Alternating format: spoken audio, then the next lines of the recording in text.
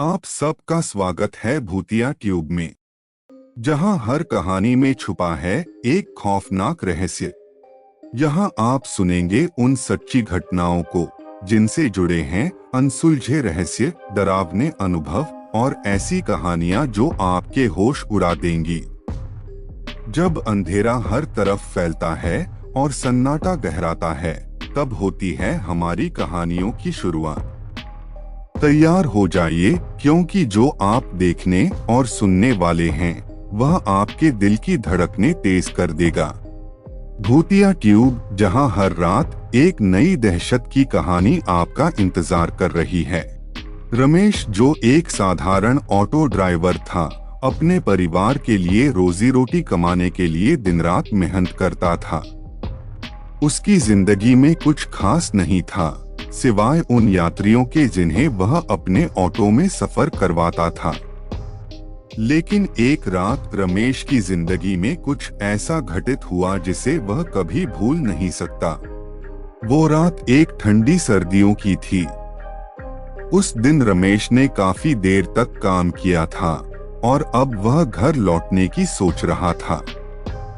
घड़ी रात के करीब 11 बजा रही थी। उसने तय किया कि वह आखिरी सवारी लेने के बाद घर जाएगा।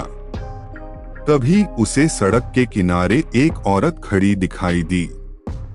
उसने सफेद साड़ी पहनी हुई थी और उसके बाल खुले हुए थे। रमेश ने ऑटो रोक दिया और उससे पूछा, कहाँ जाना है बहन जी? उस औरत ने बहुत ही धीमी आवाज में एक पता बताया, जो गांव के बाहर सुनसान इलाके में था। रमेश ने उस जगह का नाम सुना था, लेकिन वह काफी अजीब था कि इतनी रात को कोई वहां क्यों जाना चाहेगा। लेकिन वह सोचने लगा कि शायद उसे किसी मदद की जरूरत है, इसलिए उसने उसे बैठने को कहा और ऑटो चला दिया। रमेश ने देखा कि औरत ने जब ऑटो में कदम रखा तो एक अजीब सी ठंडक का एहसास हुआ, मानो तापमान एकदम गिर गया हो। लेकिन उसने इसे नजरअंदाज कर दिया और रास्ता पकड़ लिया। जैसे जैसे वे उस सुनसान इलाके के करीब पहुंचने लगे, रमेश को कुछ अजीब महसूस होने लगा। चारों ओर घना अंधेरा था और सड़क पर सिवाय उसके ऑटो के कोई नहीं था। अचानक रमेश ने देखा कि औरत का चेहरा, जो अब तक पीछे की सीट पर शांत बैठी थी, ऑटो के शीशे में झलक रहा था। लेकिन उसका चेहरा बिल्कुल अलग दिख रहा था। उसकी आंखें बड़ी बड़ी और लाल हो गई थीं और उसके होंठ एक डरावनी मुस्कान में खींचे हुए थे। रमेश के शरीर में झुरझुरी दौड़ गई। उसने पीछे मुड़कर देखा, लेकिन औरत का चेहरा फिर सामान्य था। वह अपनी जगह पर शांत बैठी थी, जैसे कुछ हुआ ही न हो। रमेश का दिल जोरों से धड़कने लगा।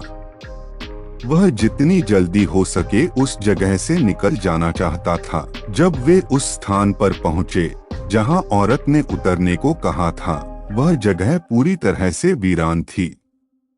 चारों तरफ सिर्फ पेड़ और झाड़ियां थीं। औरत ने धीरे से कहा, यहीं रुकना। रमेश ने ऑटो रोक दिया और जैसे ही वह मुड़ा औरत से पैसे लेने के लिए, वह औरत गायब हो चुकी थी। रमेश का शरीर जैसे सुन्न हो गया। वह कुछ देर तक उस खाली सीट को देखता रहा, फिर उसने हिम्मत जुटाई और ऑटो से बाहर निकला। आसपास का माहौल बिल्कुल शांत था, मानो वहां कभी कोई औरत थी ही नहीं। डर के मारे रमेश ने तुरंत ऑटो चालू किया और वापस गांव की तरफ भागा। अगले दिन रमेश ने गांव के कुछ बुजुर्गों से उस घटना के बारे में बताया।